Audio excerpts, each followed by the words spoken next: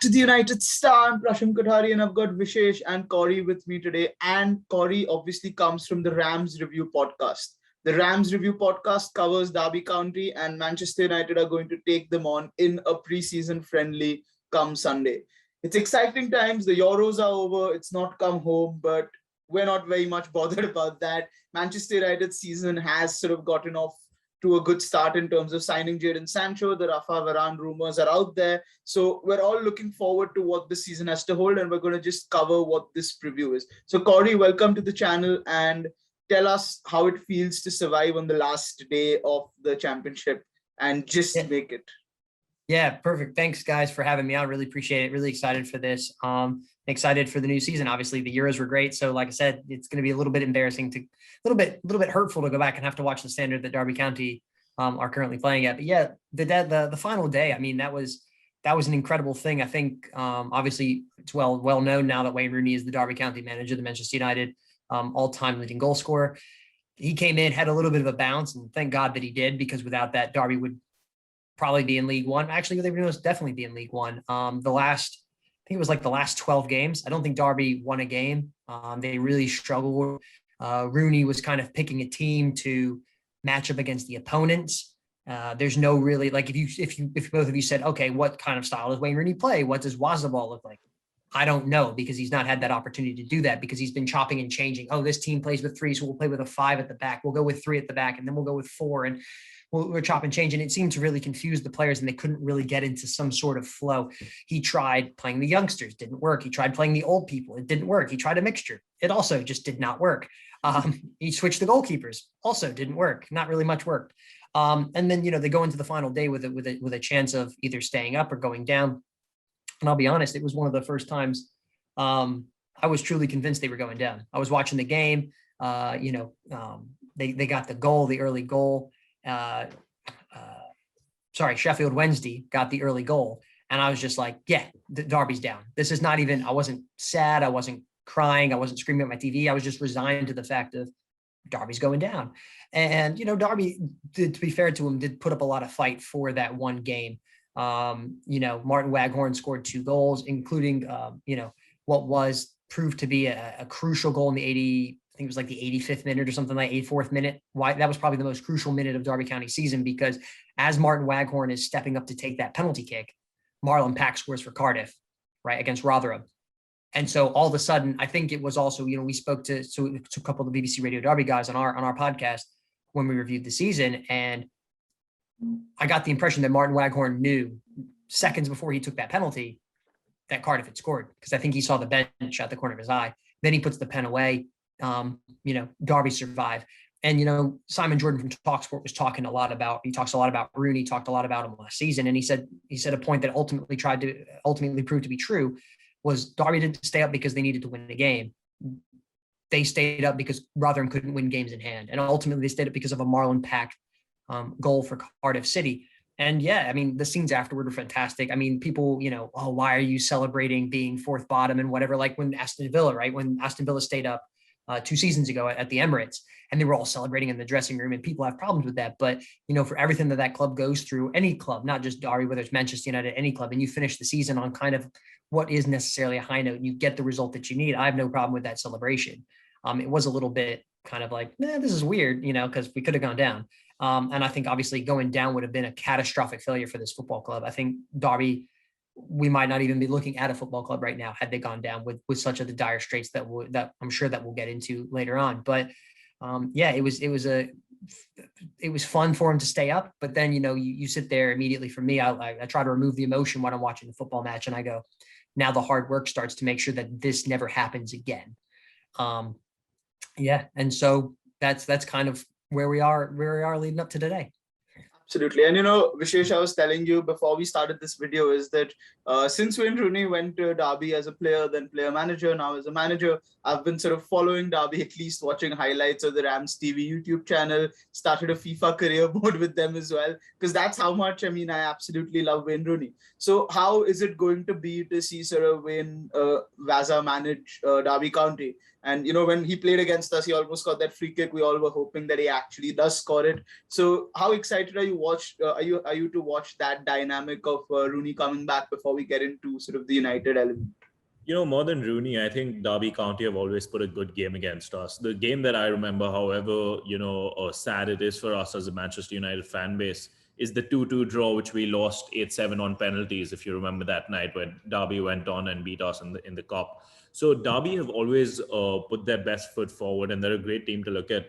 And now, taking into account that WAZZA is managing them, as Corey said, they may not have the WAZZA ball, but it took a while for us to even understand what Solskjaer's style of play is. So I'm pretty sure that WAZZA will lay down his foundation and have a way better season this time with Derby County. And hopefully they don't end up in the dire state that they were last season. And let's hope for a good game come this weekend. Absolutely. So, Corey, I want to come back to you here. And you said that, you weren't able to see anything that Rooney was trying to do because it was essentially being reactive to the situation. So now going into the season, what are your sort of expectations on what sort of this game particularly sort of, how do you all approach it? Is it sort of a full-on preparation for what is to come, or is it just getting fitness levels up and getting the season to go? Yeah, that's a very difficult question. Because Derby returned to preseason with 13 players under contract, only 13 players. They finished that day with 12 because they released Jordan Ibe. So with only 12 players, right? 12 senior first team players, there was a youth academy as well, but it's really difficult to try to figure out what the plan is. Now, since then, we've learned that there have been 5 or 6 trialists that have come in: Phil Jagielka, Richard Stearman, Shone Aluko, Sam Baldock, and obviously I'm sure you guys are well aware of Ravel Morrison. He is also training for his 1,000th club in a decade, trying to play for every club in the world, and spectacularly fail at all of them.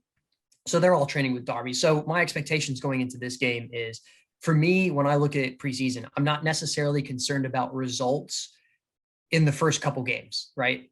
Obviously, you want to go into the season on a high. You'd hope you can steamroll somebody, right? Get confidence up. Then you have a tough game. Then you roll into the season. You got the good vibes flowing.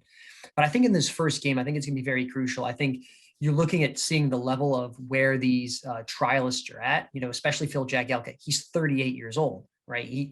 Derby currently have no contracted center halves because Curtis Davis out of contract, Andre Wisdom's out of contract. They're both training with Derby. They haven't signed Stearman. They haven't signed Jagielka. So for me, it's looking at, first, who's available. It's going to tell me, which kind of youngsters could potentially make a breakthrough this year. Derby have had a lot of young players come through. Some of them have worked. Some of them haven't worked. And, I'm not necessarily looking at Rooney's style. I'm not looking at the result. Because, at the end of the day, it's going to be like a Manchester United 4th string reserve / youth team versus a Derby County 11, really.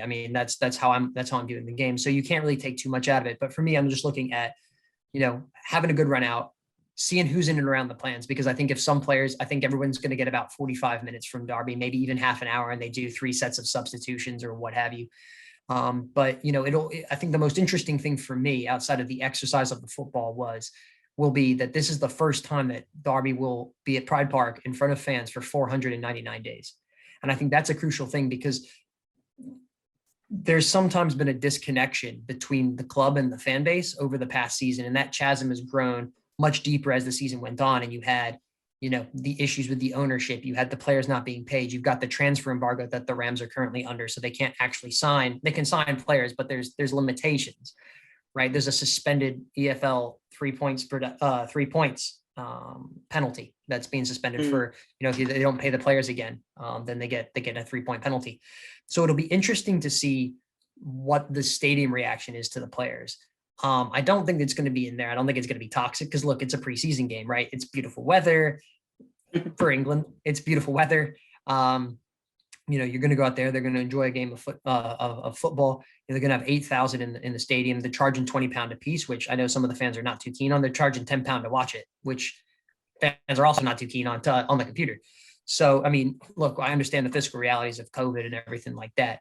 But yeah, I think for me, it's just going to be about the reaction of the fans, seeing how they react to this group of players, and and how the kind of the exercise goes. Because again, it's not going to be a footballing classic. None of these preseason games are, and we can't sit here and I don't think we could take too much away from the first preseason game of anything. It's just like when Manchester United tour Malaysia or they go to Australia, right? Or they play an MLS team.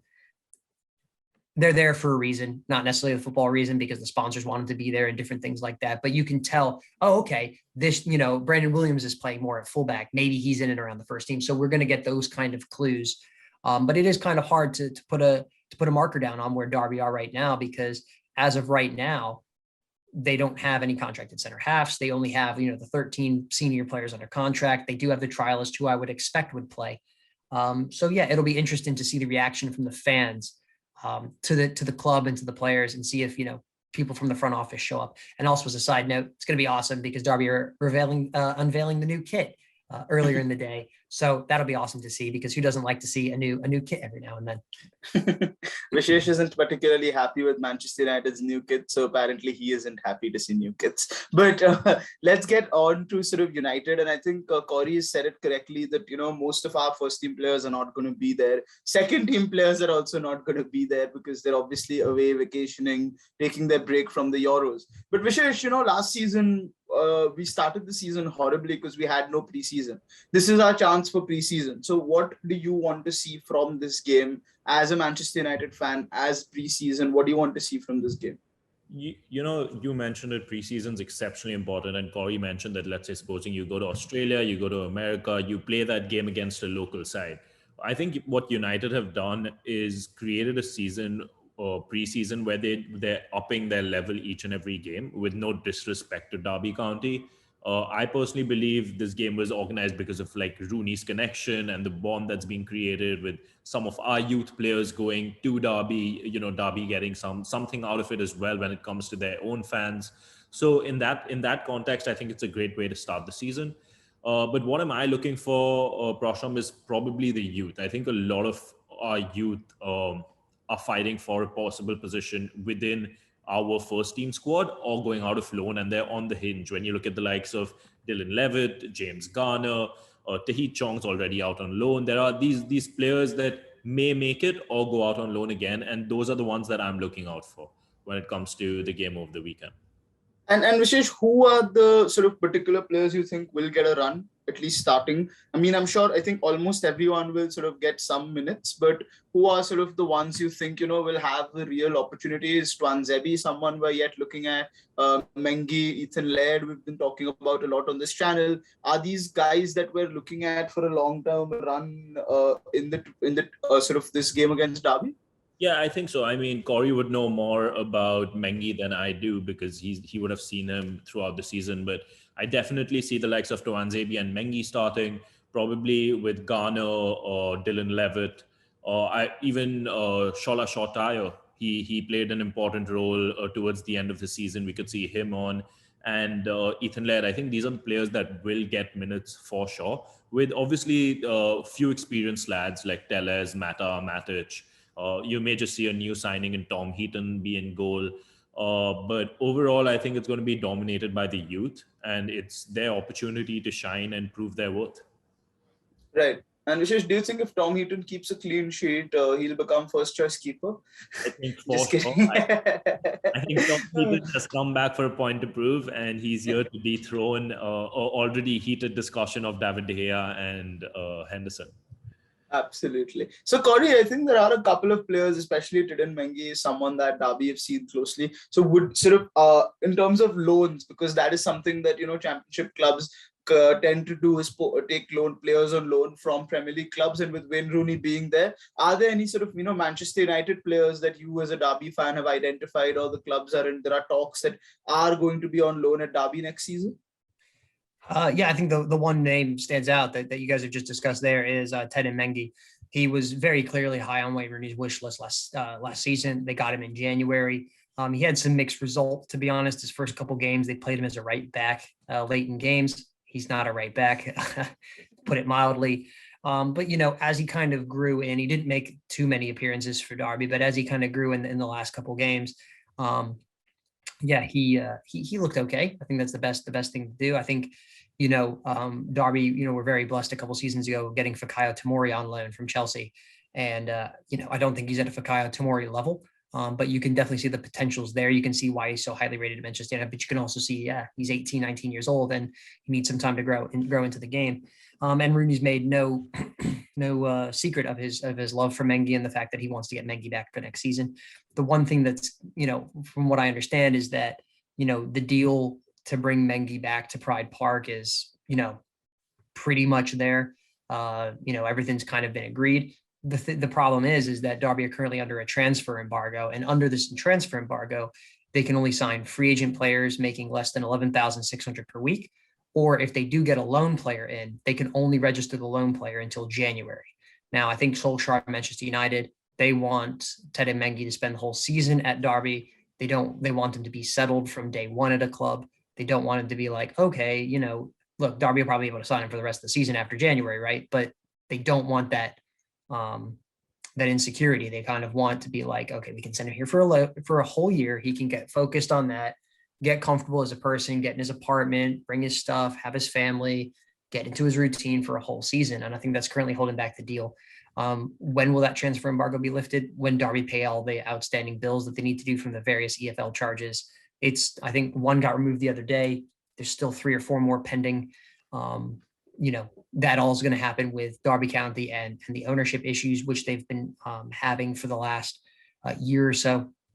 And so, it's going to be really interesting, but I know Mengi's definitely high on the list. But, like I said, there's a reason why Jagielka, Richard Stearman, Curtis Davis and Andre Wisdom have all, currently been training with the squad because Derby needs center halves. They don't have any.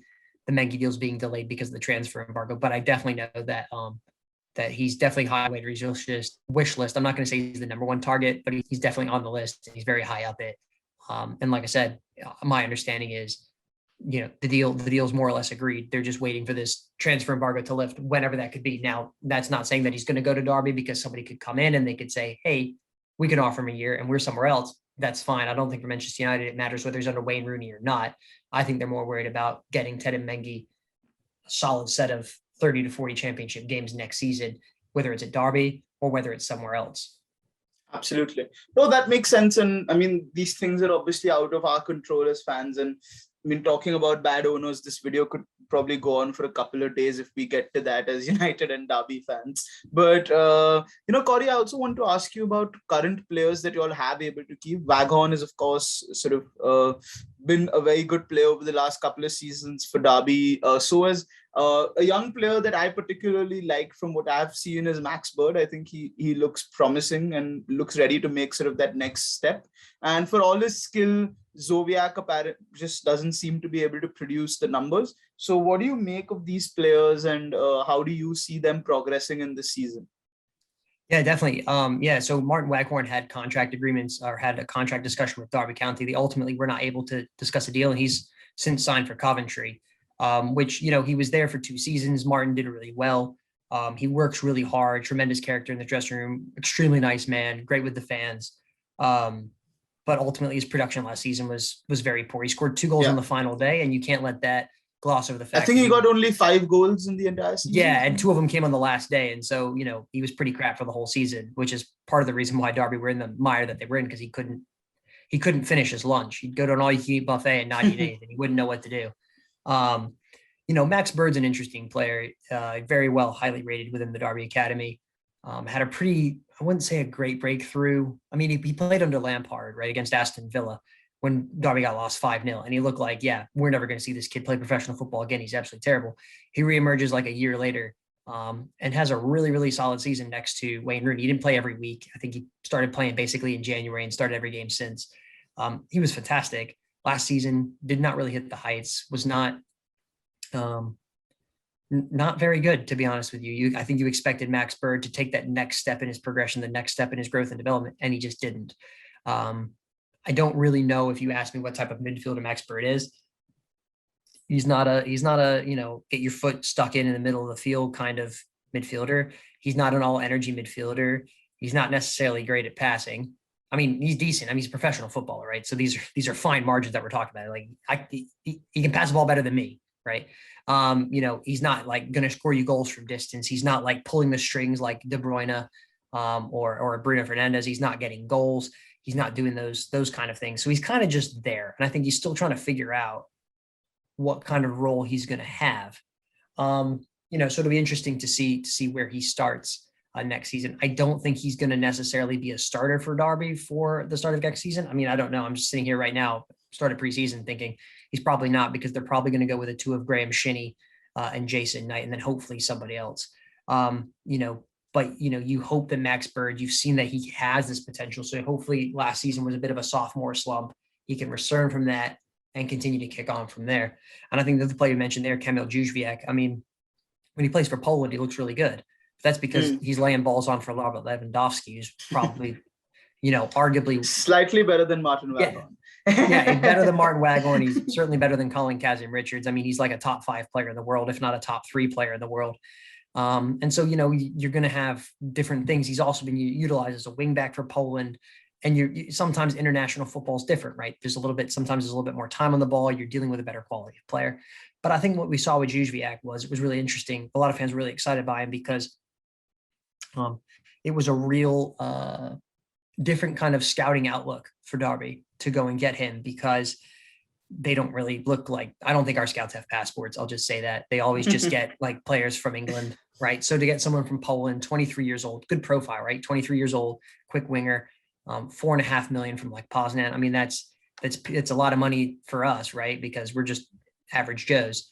But $4.5 million for a football club to get an international who's actually like playing for Poland and starting for Poland and producing for Poland, is pretty good. He's got pace. He's got a bit of trickery with him. His finishing is very, very bad. There was an opportunity, like he tried to bend one into the top corner. I think it hit the corner flag last year. It was just, it was just terrible. So he finally got his goal and you thought, okay, this was going to break his duck.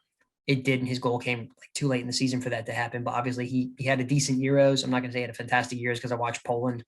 Poland were okay, and he was decent on an okay team, But yeah, it's an exciting. He has all the attributes to be an exciting player.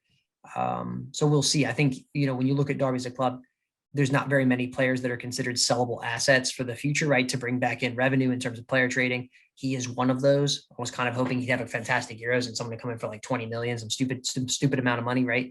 Like it's like Chiesa at Juventus. If the scouts were good, they would have picked up Chiesa, was a top player anyway. But now all of a sudden he did well for it. And like 100 million. And they're like, we're not selling for 100 million. Could have probably got him for 40 before the Euros, but whatever.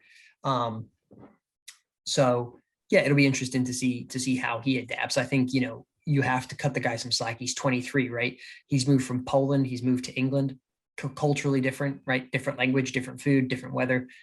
He's doing it in the midst of a pandemic. So he can't go out and necessarily meet fans. He can't go out and, he can't, like we would just go out to the grocery store. We'd go out to IKEA.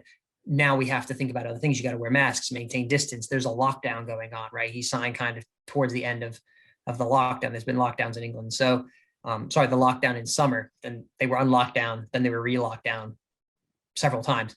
So, you have all these other personal things sometimes that we're not necessarily aware of as fans. But, hopefully he'll come back and he can have a rip-roaring campaign, because the one thing that Derby lack a lot of things, but one of the things that Derby lack is, width. They lack pace. They lack someone who can get in behind and he can whip balls in. So you just need someone to be able to finish them. But I mean, he's got all the attributes to be a top player at the championship level. So hopefully he's able to discover that form this season. Absolutely. So Vishesh, just to round off in terms of what we expect to see from a United perspective, obviously we've spoken about the sort of youngsters that will come through and things like that. But with it looking like Rashford will be out for a couple of months, and that would mean that probably Greenwood and Sancho would flank the two wings. Do you expect variations in formations to be tried out, maybe in terms of the 3-5-2 possibly, or things like that? Or do you think we're going to stick to a very standard 4-2-3-1? I think it's going to stick to the 4-2-3-1, maybe a 3-5-2 if necessary, just to see how the youngsters do with it. But as we mentioned, it's not going to be our first, not even anyone close to our first team 11. So it's just the youth getting an opportunity to go out and express themselves and get some time under their belt. So I'm not expecting anything, spectacular or something that Ole just surprises us with. I expect a pretty decent game and professional performance as well from both sides. Absolutely. So, Corey, just to round off with you in terms of Derby County, what would be a good season? And are you expecting to survive sort of the drop this year as well? Yeah, a good season for Derby would be one where they're not in the newspapers. They have a financially stable owner. They pay their players. Players don't go out drinking and crash their cars. There's no off the field drama, but it's Derby County, so we'll probably get all that and a bit more. Makes for great content for content creators at Derby, so it's fantastic. Just when you release a podcast, you're like, whoa, something else cool happened that we probably should do another one on. So we missed the boat on that. We just waited 24 hours. But yeah, I think for me, from a footballing aspect, I'd like to see just the club get a little bit more stable. It just seems like it's been in transition. It's been Mel Morris, the owner, has been made very clear that he doesn't want the football club anymore. They tried to go with 2 different takeover deals last year with Sheikh Khalid from Abu Dhabi or Dubai, from the Middle East. I'll just say that, from the Middle East. And then obviously Eric Alonso tried to come in. Then he posted a house that wasn't his from TikTok that claimed it was his. And it was very bizarre. I'm sure you guys saw that. It was just, it was like, if that was his peak Derby County, like the guy who's trying to buy him has no money, right? So it's like, whatever. You expect that. I think from a playing standpoint, I couldn't imagine the performances getting worse than what they did last season. I'm a bit nervous about how the EFL charges are going to shake out. Derby have until the 18th of August to resubmit their accounts for financial fair play compliance for 3 seasons. They just got off of 1 charge. They're potentially facing another 3, which could be potentially anywhere between 3, 9, 12, 15 points. You're looking at that. That would pretty much probably send Derby down. It'd probably send most teams down, to be honest with you. I'm not holding out much hope right now because, like I said, we've got 5 trialists. They're all over the age of 30. Ravel Morrison's 28. He's just been around forever doing nothing. But everybody else is over the age of 30. And, they've not been signed. So you're not going into a season with a full complement of players. You're under a transfer embargo. So you're basically scraping the bottom of the clearance bin. I mean, not trying to be rude to professional footballers, but when we're looking at levels of professional footballers. And right now I'm sitting here, end of July before the first preseason game. And I'm thinking I'd snap your hand off for 4th bottom right now. If you just said to me, Derby can just finish 4th bottom, that would be ideal.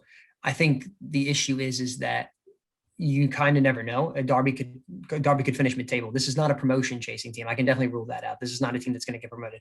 God, I hope not, because you thought the 11-point season was bad. They go up next season, it ain't going to be pretty. But I think when you look at it, and if these are all ifs, right? If Wayne Rooney somehow reads a how to coach manual and figures out how to coach professional footballers, unlikely, but let's just say if, right? If the young players perform at a high level, if the veterans can not all have a terrible season all at one time, and with the fans back in the stadium, that's going to add an extra lift to Derby. I could see this team being lower mid-table. I could also see this team's ceiling being 4th or 5th bottom, right? But I think it's going to be, if I'm being honest, and I'm taking my Derby County supporter hat off, and I'm just looking at the game, honestly, the Derby's going to be in a relegation dogfight for the remainder of the season, based off of what they've already done and based off of how we're hearing transfers are going to go and stuff. And I'm not trying to be defeatist or depressive or what I mean, one of those kind of fans. I'm just trying to look at it objectively. I think Derby are currently in a weaker position than what they were last season, and they were terrible last season. So, that you can draw your own conclusions off of that, right? We want to win the league. We've not signed anybody. We've actually gotten worse, but we still want to win the league. Yeah, so does every other team. But, I don't know necessarily if they have enough in their locker. Now, these trialists could come in. They could hit the ground running. They could do amazing different things, right? They could all turn it on to what they were like 5 years ago. Like we could get 28-year-old vintage Phil Jagielka from 10 years ago, or we could get 38-year-old Phil Jagielka, who once he gets turned, it's like, well, he's gone. He's just gone. So, right now I'm expecting it's going to be a fight. It's going to be a relegation dogfight. I don't know what the mentality of the players of this group of players is going to be like this season, right? Because the mentality kind of changes from year to year. But right now I'd expect Derby to probably be safely lower 3rd of the championship, if not fighting relegation for a majority of the season. Absolutely. And Corey, we of course hope that Derby do very well because one of our own is sort of in charge there. But the way you've put it, I don't see much hope or much opportunity for him to be able to do anything. Yeah, I mean, I'm trying to be optimistic, but look, I grew And up. that I grew comes up. across. That's come across through this video. Yeah, I grew up. I grew up idolizing Wayne Rooney. Okay, I grew up idolizing Wayne Rooney. I think we all did, right? Great goal scorer, young guy. I remember when he made his breakout. It was like, man, he's only a couple years older than me. Then I realized I'm terrible at soccer, at football, and I can't. I never play at any level that's any good. I play for a 6v6 team right now, and the left winger is a drunk woman, and she just trips over the ball over nothing. And there's other girls on my team as well that are very good. I was just saying, like, we have a drunk left winger who shows up and she's just not very good.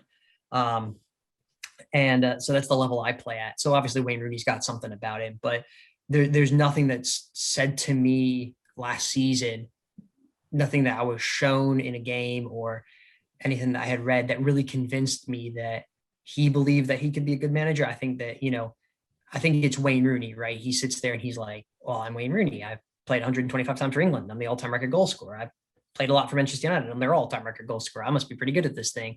I should try to coach. I think everybody wants to do that. But I think because he's Wayne Rooney, his name's going to get him through on a lot more things. And that's kind of, I have yet to see him put in, and implement a plan from start to finish that can say, yeah, Rooney can, Rooney knows how this game works as a coach, right? He's played for coaches. He's played for managers. He played in the championship for 15 games, So, when you're playing at an elite level and you're dropping down, especially with a team that's struggling, your imperfections and your lack of experience is going to get shown up a lot more. And I thought definitely when he was hired, he always felt like when he was there, he was not a Philip Kaku signing. And we learned earlier this week that Tom Huddleston was playing for Philip Kaku at the time. And when Rooney came in, he was told he had to play Rooney. So Rooney was always going to be picked. If he's fit, Rooney plays. Rooney, after lockdown in April, was not fit. He was grotesquely overweight. He was not interested. He had a back injury last offseason and then ended up playing at Soccer Aid or coaching at Soccer Aid or something to do with Soccer Aid. But he was not fit. And he came back. He clearly wasn't interested. I think the best thing for Derby to do was to get him out of the team, which after he scored his wonderful free kick at Norwich, they didn't win a game. Zach Kaku put him in, thank God, because we don't have to watch Wayne Rooney again. Again, not something that I thought I would say in January the previous January when he signed, because it was like, wow, a legend's coming here. It's like, if you get, even if you get like a 37-year-old Cristiano Ronaldo, it's still Ronaldo. He's still pretty good, right? So, you know what I mean? Like he was still at so many high levels above. He should still be at a level now that's slightly above. And you would hope in that for Rooney, and he was in fits and starts. But I think he just got a little bit more disinterested and he put a little bit of weight on. And it always kind of felt like he was going to force Kaku out. It always kind of felt like when Rooney came in, Philip Kaku, that was kind of the beginning of the end for him. And then they put Rooney in and they tried this weird coaching by committee thing and it didn't work. And he just says, no, I'm the boss. The buck stops with me. Okay, that's fantastic. I'm glad you think that, whatever. You knew he was going to get the job because he's Wayne Rooney, right? Like Derby love a big name. They got Frank Lampard. They've had big names in the past and these kind of things. But, and yeah, like I said, they got a little bit of a bounce. Now, these bounces weren't playing sexy football. What he did is he tightened it up at the back, right? We're not going to concede, so we won't lose because we won't concede. We're not scoring very many, Wayne. Anyway, a lot of that good run correlated when Christian Bielik came back from his ACL tear. He played for about 6 or 7 games, tore his ACL again. Basically, that sucks because he was so good, arguably the championship's best midfielder at the time. And Derby were scoring the odd goal, right? So you're winning 1-0, you're going 1-1, 1-0, 1-1, you're picking up points. And then, he just didn't win a game. In those last games, you just knew that Derby were going to lose. You just knew that they were going to get defeated. And you're just sitting there like, well, Rotherham's got 5 games in hand. Odds are they're probably going to pick up some points in one of them, even really bad teams, right? Try to pick up maybe 3 or 4 points in a 5-game stretch. I think it's just kind of the way football works with how competitive these teams are. And there was nothing, yes, he was a little bit of a victim of circumstance. So I'll cut him a little bit of slack saying that he wasn't necessarily handed the best hand of cards. So this season, I don't think you'll get Zach because he's Wayne Rooney. That's, the name's going to get you something, right? He could win no games, they're going to fire me, but they're not going to fire Wayne Rooney because he's Wayne Rooney, right? But it'll be interesting to see how he handles this season in a full year. So my one hope is I want Rooney to succeed. Trust me, I want Rooney to succeed. Do I think Rooney will walk out on Derby if he gets a better job? Yeah, he'd walk out tomorrow, 100%.